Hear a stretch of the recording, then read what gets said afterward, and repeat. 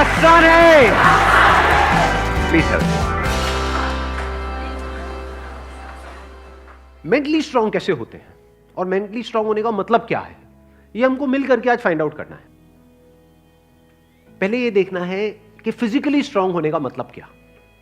Sir physically strong को कह सकते हैं कि जिसके पास स्ट्रेंथ, स्टेमिना और एंड्योरेंस तीनों हो तो उसे फिजिकली फिट कह। Excellent point, let's give big hand for him.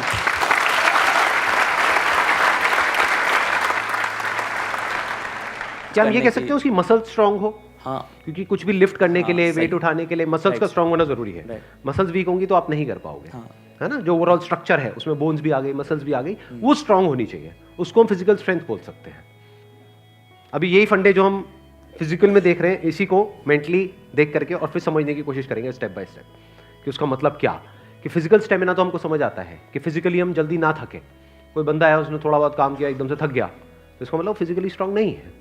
जैसे बहुत लोग होते हैं, जैसे ही अपनी फिजिकल ट्रेनिंग करते हैं, कुछ भी करते हैं, हल्का सा भी दर्द होता है तो छोड़ देते हैं, छुई मुई टाइप के, है ना। तो बड़ा दर्द हो रहा है, भाई दर्द नहीं होगा तो बनेगी कैसे, है ना। Right sir. तो हल्का सा भी कुछ होता है तो छोड़ देते हैं, एंड्योर नहीं कर पाते हैं पेन को।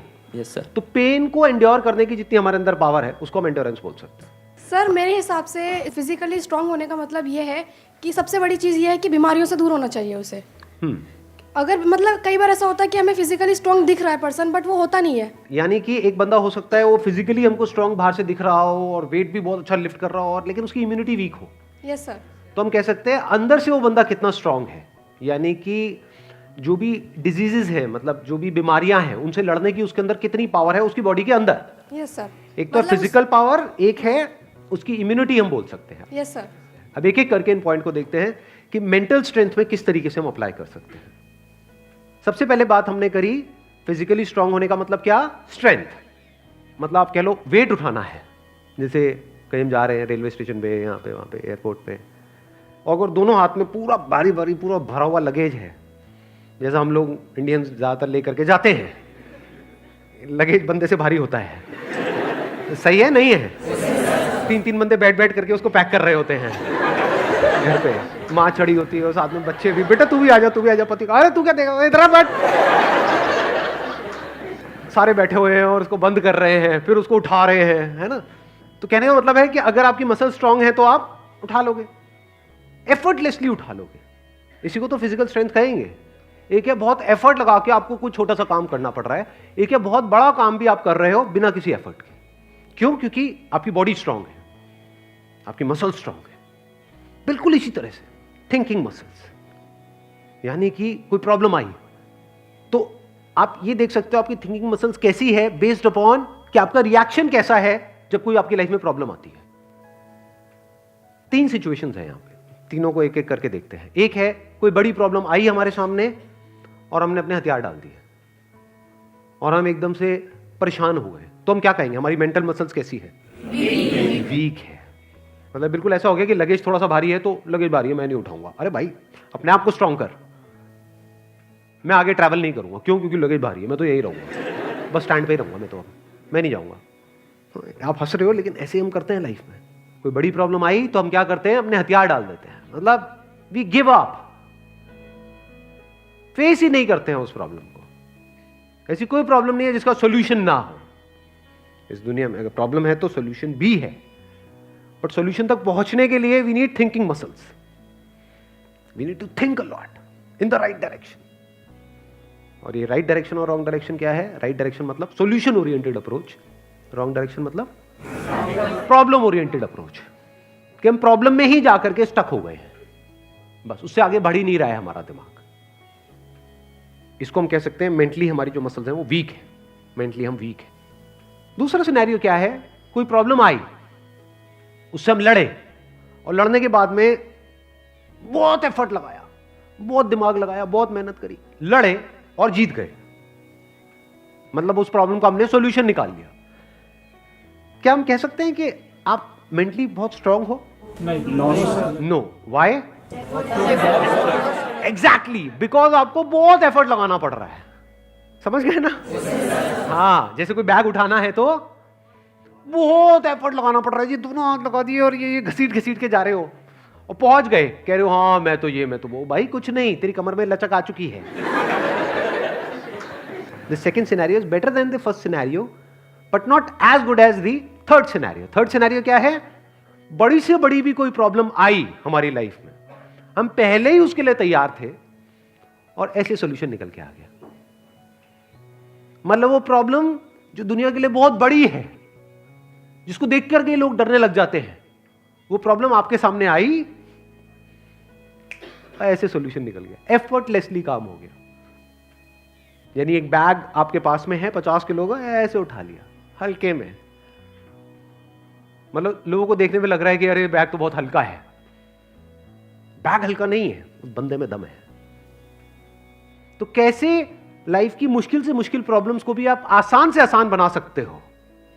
कितना आसान बना सकते हो कि ऐसा लगे अरे इस बंदे को तो कोई एफर्ट ही नहीं करना पड़ रहा है। उसी को तो कहेंगे मेंटल स्ट्रेंथ, मेंटली स्ट्रांग होना। इसको अगर मैं समअप करूं, जो भी अभी तक मैंने कहा है उसको एक लाइन के अंदर अंदर, तो वो क्या है? एक कैटेगरी होती है लोगों की जो सिंपल से सिंपल प्रॉब्लम्स को भी कॉम्प्लिकेटेड बना देते हैं अपने माइंड में। 99% लोग ऐसे ही हैं इस दुनिया में। सिंपल सी प्रॉब्लम है, कुछ भी नहीं, उसको भी इतना कॉम्प्लिकेटेड किया हुआ है जैसे पता नहीं क्या हो गया, हवा बना दिया है पूरा का पूरा। और दूसरी कैटेगरी होती है लोगों की, ऐसे बहुत कम लोग होते हैं, वही होते हैं जिन्होंने एक्चुअल में काम किया होता है अपनी मेंटल मसल्स के ऊपर। वो कौन होते हैं?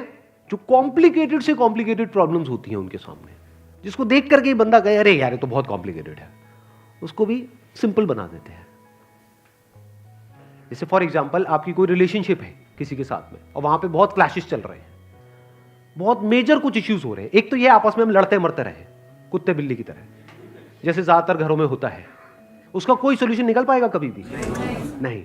तो हमें क्या करना होगा? समझना होगा इस रिलेशनशिप में प्रॉब्लम है क्या।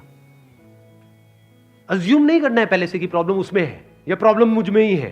ये भी एक विक्टिम मेंटालिटी होती है, मेरे में ही कमी है, वो तो सब सही है बस मेरे में ही कमी है जी। ये भी बड़ी गंदी मेंटालिटी होती है, विक्टिम मेंटालिटी। या फिर तुझ में प्रॉब्लम है, मैं सही हूं तू गलत है। तो पर्सन को ना देखा जाए कि वो या वो, प्रॉब्लम को समझा जाए।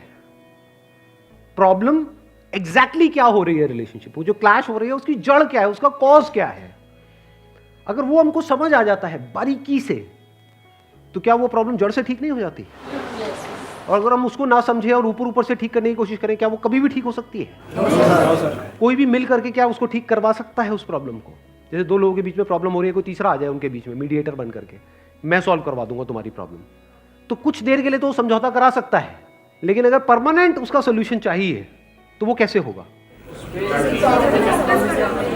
या तो दोनों को या दोनों में से किसी एक को बारीकी से समझना होगा नेचर ऑफ प्रॉब्लम क्या है। And that could be very simple. समझ गए? मतलब लगता क्या है, ये स्पेशली जो रिलेशनशिप्स की जो प्रॉब्लम्स होती है वो बहुत ही कॉम्प्लिकेटेड होती है, एक्सट्रीमली कॉम्प्लिकेटेड। समझ ही नहीं आ रहा था क्या करें क्या ना करें। कई बार होता है कि बहुत ही सिंपल होता है उसका सोल्यूशन। अगर मान लो मेरी किसी के साथ में रिलेशनशिप है, उसमें कोई प्रॉब्लम हो रही है, तो उसको बारीकी से ऑब्जर्व किया, अच्छा प्रॉब्लम हो क्यों रही है और इतनी बड़ी प्रॉब्लम क्यों हो रही है, उसकी जड़ क्या है। तो जब जड़ तक गया तो मैंने देखा कि अच्छा मैं कुछ इस तरह से बोलता हूं जहां से पूरा खेल शुरू होता है। अगर मैं ये ना बोलूं तो, और इसकी जगह ये बोल दूं तो क्या खेल अलग डायरेक्शन में नहीं चला जाएगा? दोनों का अंडरस्टैंडिंग होना बहुत जरूरी है। आप कह रहे हो दोनों की अंडरस्टैंडिंग होना बहुत जरूरी है। हाँ जी सर।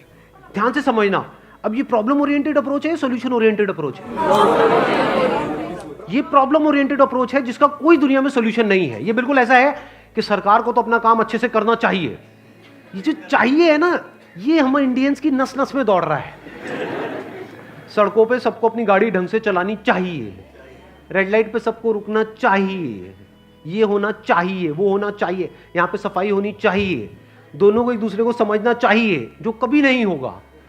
तो क्या हो सकता है, इसका सोल्यूशन क्या है? ये हो गई प्रॉब्लम ओरिएंटेड थिंकिंग कि हमारी लड़ाई की जड़ क्या है, मैं तो उसको समझता हूं वो मुझे नहीं समझती। समझ गए ना? आ गई ना प्रॉब्लम। जबकि सोल्यूशन क्या है? मुझे ही समझना है, खत्म।